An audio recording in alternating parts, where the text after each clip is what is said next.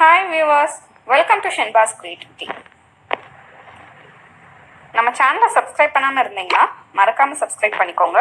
பக்கத்துல உள்ள பெல் ஐகானை பிரஸ் பண்ணிக்கோங்க. இன்னைக்கு நம்ம பார்க்க போற ரெசிபி prawn 65. prawn எப்படி க்ளீன் பண்றது அப்படிங்கறத பத்தி வீடியோ ஏற்கனவே நம்ம சேனல்ல அப்லோட் பண்ணியிருக்கோம். டவுட் இருக்கவங்க பாத்துக்கங்க.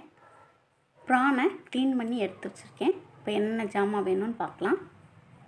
இஞ்சி பூண்டு பேஸ்ட் 2 டீஸ்பூன், மஞ்சள் தூள் 1 டீஸ்பூன், கரம் மசாலா 1 டீஸ்பூன், மிளகாய் தூள் 2 டீஸ்பூன், மிளகுத்தூள் 1 டீஸ்பூன், கடலை மாவு 3 டேபிள்ஸ்பூன், கார்ன்ஃப்ளவர் 3 டேபிள்ஸ்பூன், தேவையான அளவு உப்பு, முட்டை 1, Lime juice 2 tablespoon.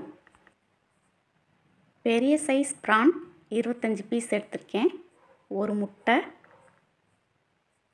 2 tablespoon Lime juice. இதை நல்லா பரட்டி விட்டுக்கிங்க.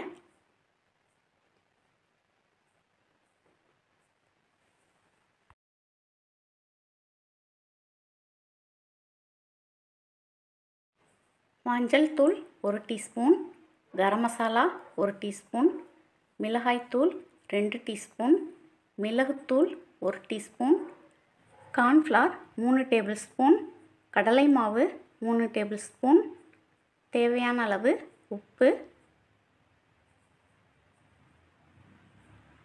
இஞ்சி பூண்டு பேஸ்ட் 2 டீஸ்பூன். இது எல்லாத்தையும் நல்லா மிக்ஸ் பண்ணி விட்டுக்கிங்க. இந்த மசாலா எல்லாமே ப்ரான்ஸில் நல்லா கோட் ஆகிற மாதிரி ஈவனாக மிக்ஸ் பண்ணிக்கிங்க.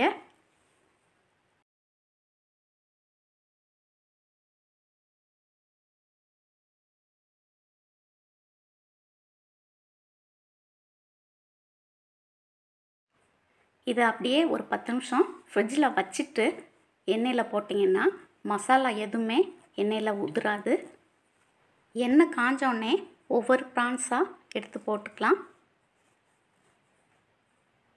ப்ரான்ஸை உடனே திருப்பாதீங்க. கொஞ்ச நேரம் வேக விட்டுட்டு கரண்டி போடுங்க. அப்போத்தே மசாலா உதிராமல் இருக்கும். அடுப்பை மீடியம் ஃப்ளேமில் வச்சுக்கிங்க. இடையில பரட்டி விட்டுட்டே இருக்கணும். ப்ரான்ஸ் நல்லா கோல்டன் ப்ரௌன் கலராக வந்தோடனே நம்ம எடுத்துடலாம்.